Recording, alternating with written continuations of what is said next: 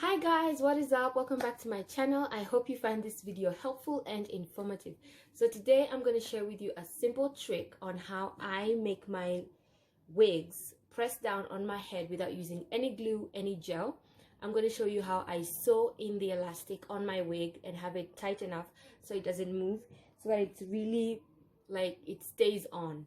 So let's get to the video.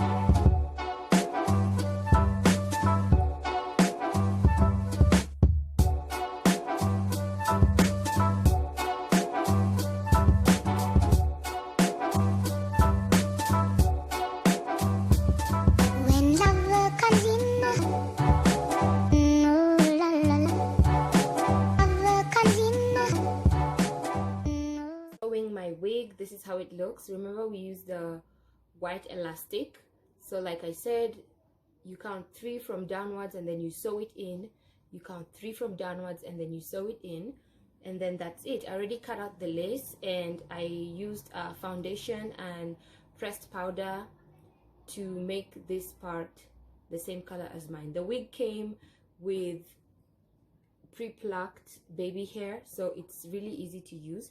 And so yeah, let's put the wig on. It's gonna go right behind here. As you can see, it's tight, not too tight, tight enough. And then this part also has the lace, and then voila, it's tight enough. All I have to do is pull it. It looks really natural.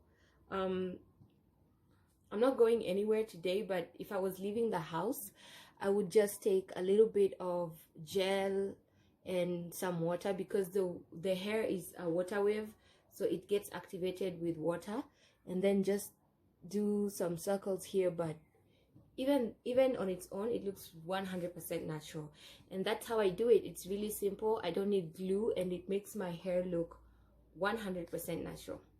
I hope you like this video, and if you like these types of video using DIYs, please click the thumbs up and don't forget to share the video with your friends, and I hope to see you on my next video.